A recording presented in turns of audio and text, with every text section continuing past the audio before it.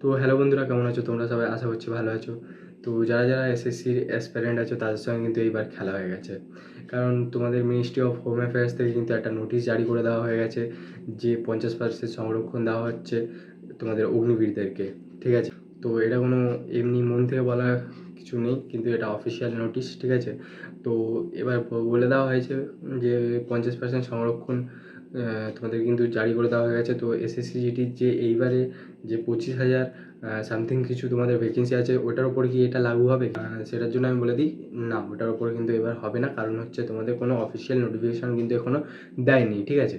SSC তো এসএসসির দিক থেকে যদি নোটিশ আসে তাহলে কিন্তু তোমাদের সঙ্গেও খেলা হয়ে যাবে। যারা যারা 2026 সালে অ্যাসপিরেন্ট আছো, যাদের যাদের এক্সাম হয়ে গেছে, তাদের সঙ্গে কিন্তু এবার খেলা হয়ে যাবে যদি আসে নোটিশ। কিন্তু আসবে না, তোমরা রিল্যাক্স থাকতে পারো, তোমাদের ভ্যাকেন্সিও কিন্তু বাড়তে পারে। ওইটার জন্য তোমরা রেডি থাকবে।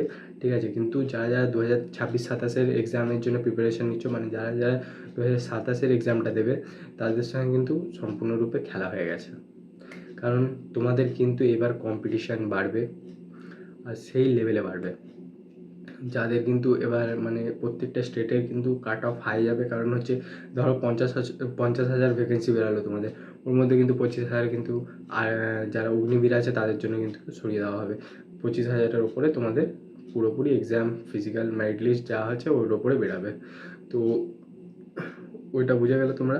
তো তাই বলবো, এবার যাদের যাদের কিন্তু কাট অফের কাছাকাছি যাদের যাদের নাম্বার আছে, তারা কিন্তু ভাই ফিজিক্যালটা একটু ভালোভাবে করবে, এবং তোমাদের কিন্তু এবার কিন্তু সিলেকশানটা নিয়ে বেরিয়ে যাও। কারণ পরের বার কিন্তু তোমাদের কিন্তু কম্পিটিশান যেই লেভেলে বাড়ছে, সেই লেভেলে কিন্তু তোমাদের জন্য খুব হার্ড হয়ে যাবে।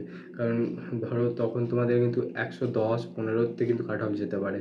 তো ওই হিসাবে বলবো, একটু প্রিপারেশানটা যারা 2027-এর জন্য নিচ্ছ, তারা কিন্তু একটু বেশি মানে একটু ভালোভাবে প্রিপারেশানটা নাও যারা 2027-এর জন্য নিচ্ছ। আর 2026-এ যাদের যাদের এখন ফিজিক্যাল আছে সামনে, ওটাতে ফোকাস করো। কাট অফ নিয়ে অত চিন্তা করার দরকার নেই। যদি ভ্যাকেন্সি বাড়ে, কিন্তু তোমাদের আমি আগে বলে দিয়েছি 5 নম্বর কম ধরে রাখতে পারো তোমাদের আগের কাট অফের থেকে। ঠিক আছে?